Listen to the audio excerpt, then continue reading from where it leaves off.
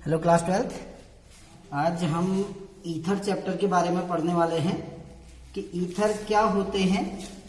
तो ईथर कुछ ऐसे कार्बनिक यौगिक हैं जिनमें दो एल्किल समूह एक द्विसंयोजी ऑक्सीजन से जुड़े हुए होते हैं। ये दो एल्किल समूह हैं आपके, और ये दोनों एल्किल समूह एक ऑक्सीजन से जुड़े होते हैं। इस ऑक्सीजन को ईथरीय ऑक्सीजन कहते हैं या ईथरल ऑक्सीजन कहते हैं। ठीक है ना। तो ईथर क्या होते हैं? ईथर ऐसे कार्बनिक यौगिक हैं जिनमें दो एल्किल समूह की एक ऑक्सीजन द्वारा आपस में जुड़े होते हैं, और इस ऑक्सीजन को ईथरल ऑक्सीजन कहते हैं। और ऐसे यौगिक आपके ईथर कहलाते हैं, जिनको सामान्य सूत्र हम ROR या ROR' द्वारा भी प्रदर्शित करते हैं। यानी ये दोनों एल्किल समूह एक जैसे भी हो सकते हैं। जब दोनों एल्किल समूह एक जैसे होंगे तो हम उसको ROR कहते हैं, और जब दोनों एल्किल समूह अलग अलग होते हैं तो उनको हम कहते हैं ROR'। ऐसे ईथर जिनमें दोनों एल्किल समूह एक जैसे होंगे, ध्यान से सुनना, कि जिन ईथरों में ये दोनों R ग्रुप सेम होंगे उनको हम सममित ईथर कहते हैं। सममित ईथर, या इनको सरल ईथर भी कहा जाता है, सिंपल ईथर। ठीक है ना। तो सरल ईथर या सममित ईथर हम किसको कहते हैं? एक ऐसे ईथर जिनमें दोनों एल्किल समूह एक जैसे होंगे, जैसे CH3OCH3। दोनों एल्किल समूह, ये भी मैथिल ग्रुप है, ये भी मैथिल ग्रुप है, दोनों सेम है। या CH3CH2OCH2CH3। अब इसमें भी देखिए, इसमें भी दोनों एल्किल समूह एक जैसे हैं, ये दोनों एल्किल समूह एक जैसे हैं। तो ऐसे ईथर कहलाते हैं सिंपल ईथर या सिमेट्रिकल ईथर, सरल ईथर और सममित ईथर। दूसरे होते हैं असममित ईथर। ऐसे ईथर जिनमें दोनों R समूह अलग अलग होते हैं उनको हम कहते हैं असममित ईथर। असममित या मिश्रित ईथर भी कहते हैं इनको, असममित या मिश्रित ईथर, जिसमें दोनों R ग्रुप अलग अलग होंगे। जैसे एक R ग्रुप सपोज करो मैथिल है, दूसरा एथिल है, CH2CH3। तो ये एथिल ग्रुप है, ये मैथिल ग्रुप है, दोनों R ग्रुप अलग अलग हो गए, तो इनको हम कहते हैं असममित या मिश्रित ईथर। ठीक है ना। तो ये तो ईथर का हल्का सा इंट्रोडक्शन था, क्योंकि छोटा सा आपका चैप्टर है। अब हम ईथर का नामकरण पढ़ने वाले हैं, ये ध्यान से समझना। ईथर का जब नामकरण करेंगे तो इसका IUPAC नामकरण जब हम करते हैं तो ध्यान देना कि आपको उस फैमिली का नाम पता होना चाहिए सबसे पहले, क्योंकि ईथर फैमिली को हम एल्कोक्सी एल्केन कहते हैं। ये फैमिली का नाम है, एल्कोक्सी एल्केन। तो जितने भी ईथर हैं उनको हम एल्कोक्सी एल्केन नाम देते हैं, क्योंकि दो एल्किल ग्रुप हैं। एक एल्किल ग्रुप को एल्कोक्सी के फॉर्म में लिखा रहेगा और दूसरे एल्किल ग्रुप को आप एल्केन के फॉर्म में लिखेंगे, इसीलिए इसको कहा जाता है एल्कोक्सी एल्केन। ठीक है ना। अब ध्यान देना, जो छोटा एल्किल समूह होगा वो एल्कोक्सी के रूप में आएगा, और जो बड़ा एल्किल समूह होगा वो एल्केन के रूप में आएगा। जैसे मैं आपको एग्जांपल दे रहा हूं, पहले हम सममित ईथर का नामकरण करेंगे। इसमें सिंपल सा होता है, एल्कोक्सी एल्केन के रूप में लिखते हैं, क्योंकि दोनों एल्किल ग्रुप सेम होंगे। इसमें तो क्या है, एक एल्किल छोटा एक बड़ा कहा मैंने, लेकिन सममित ईथर में दोनों एल्किल ग्रुप सेम होंगे। तो एक एल्किल ग्रुप को एल्कोक्सी के फॉर्म में लिख दो और दूसरे एल्किल ग्रुप को एल्केन के फॉर्म में लिख दो। जैसे ये हमारा एक पहला सबसे छोटा ईथर है CH3OCH3।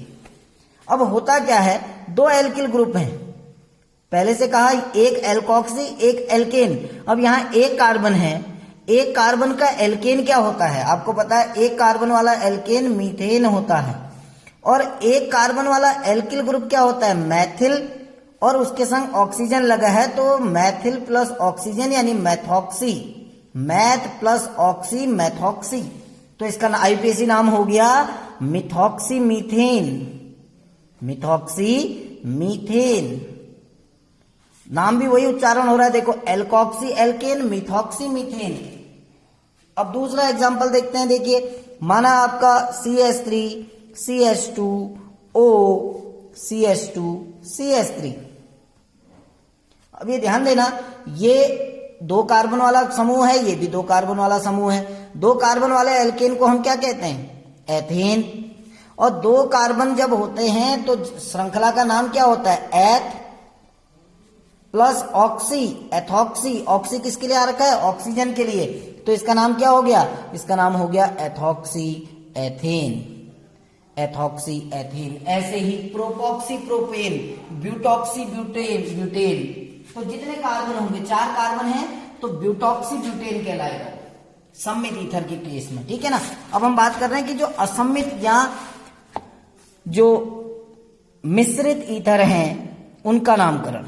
यहां पर थोड़ा आपको ये ध्यान देना है कि जो बड़ा समूह है वो एल्केन होगा और जो कम कार्बन वाला समूह है या जो छोटा समूह है वो एल्कोक्सी होगा। जैसे फॉर एग्जांपल हम एक ही पहला यौगिक ले रहे हैं CH3O CH2CH3। अब देखो बड़ा एल्किल ग्रुप ये है तो ये हमेशा एल्केन के रूप में लिखा जाएगा, यानी 2 कार्बन वाला एल्केन क्या होता है? एथेन। और ये एल्कोक्सी के रूप में लिखा जाएगा, यानी मैथ प्लस ऑक्सी क्या नाम हो जाएगा? मैथॉक्सी। तो इसका नाम क्या हो गया? मैथॉक्सी एथेन। इसका नाम हो गया मिथॉक्सी एथेन। ऐसे ही दूसरा देखिए एग्जांपल, आप बुक में देखना, आपको बहुत सारे एग्जांपल दिखेंगे। जैसे सपोज करो ये है CH3 CH2O CH2 CH2 CH3। अब आप देखेंगे एक और 3 कार्बन है, इधर 2 कार्बन है, तो जहां ज्यादा कार्बन होंगे वो एल्केन होगा। 3 कार्बन का एल्केन आपको पता होता है क्या है? प्रोपेन है। तो ये तो प्रोपेन हो गया। अब यहां 2 कार्बन के संग ऑक्सीजन जुड़ा है, यानी एथ प्लस ऑक्सी एथॉक्सी। तो इसका नाम क्या हो गया? Ethoxy propane, ethoxy propane. तो ये सिंपल से नेम है, इसका नाम एथॉक्सी प्रोपेन हो गया, ठीक है ना। कहीं कहीं पर आपके कुछ ऐसे आ जाएंगे कि जहां पर जो ईथर ग्रुप है वो 1 पोजीशन पे नहीं है, यहां तो 2 ही है। कभी कभी देखो ऐसा एग्जांपल आ जाएगा, मैं एक एग्जांपल आपके सामने लिख रहा हूं तीसरा, कि CH3 single bond O single bond CH CH3 CH3। अब ये ध्यान देना, इधर 3 कार्बन है, इधर 1 कार्बन है, तो ये तो एल्केन होगा, सिंपल सा हमको पता है, और ये एल्कोक्सी होगा। अब एल्केन में भी आप नंबरिंग करेंगे 1 2 3, यहां भी आप नंबरिंग कर सकते हैं 1 2 3। ये मैथॉक्सी या एथॉक्सी ग्रुप कौन से नंबर पे लगा है? 1 पे। यहां भी देखिए 1 2 कौन से नंबर पे जुड़ा है? 1 पे। लेकिन यहां कौन से नंबर पे जुड़ा है? 2 पे। तो इसका नाम क्या होगा? देखिए इसका नाम होगा 2 मिथॉक्सी, इसका नाम होगा 2 मिथॉक्सी प्रोपेन। इसका नाम हो जाएगा 2 मिथॉक्सी प्रोपेन। अगला एग्जांपल देखिए आप, दूसरा एक एग्जांपल और दे रहा हूं आपको, चौथा, कि कभी कभी ऐसा कंपाउंड भी आ सकता है CH3O C CH3 CH3 CH3। अब देखिए यहां 4 कार्बन है, यहां 1 कार्बन है, तो ये एल्केन होगा, आपको पता है। अब इसमें फिर से नंबरिंग करते हैं 1 2 3। अब ये साइड चेन हो गई, देखो हो गई ना। अब दूसरे नंबर पर एक तो मिथॉक्सी ग्रुप लगा हुआ है, आपको पता है, और एक मैथिल ग्रुप लगा है, एक मिथॉक्सी एक मैथिल। तो इसका नाम हो जाएगा 2 methoxy 2 methoxy 2 Maithil 2 methoxy 2 Maithil. Carbon कितने हो रहे हैं? 3, तो प्रोपेन। तो ये आपके ईथर का नामकरण है, जिसको आपको बुक में देखना है कि ये ईथर का नामकरण। आपको और भी बहुत सारे एग्जाम्पल वहां पर मिल जाएंगे। नेक्स्ट इसी में हमारा टॉपिक आता है कि ईथरों में कौन सी समावयवता होती है। तो ईथर में पाई जाने वाली समावयवता के बारे में हम बात करेंगे। ईथर सामान्यतया 2 प्रकार की समावयवता प्रदर्शित करते हैं। एक आपकी क्रियात्मक, एक होती है आपकी क्रियात्मक समावयवता, और दूसरी होती है मध्यावयवता, मेटामेरिज्म, मध्यावयवता। अब ये होते क्या है, देखो ये ध्यान से समझना कि जो ईथर है वो अल्कोहल के फंक्शनल आइसोमर्स हैं।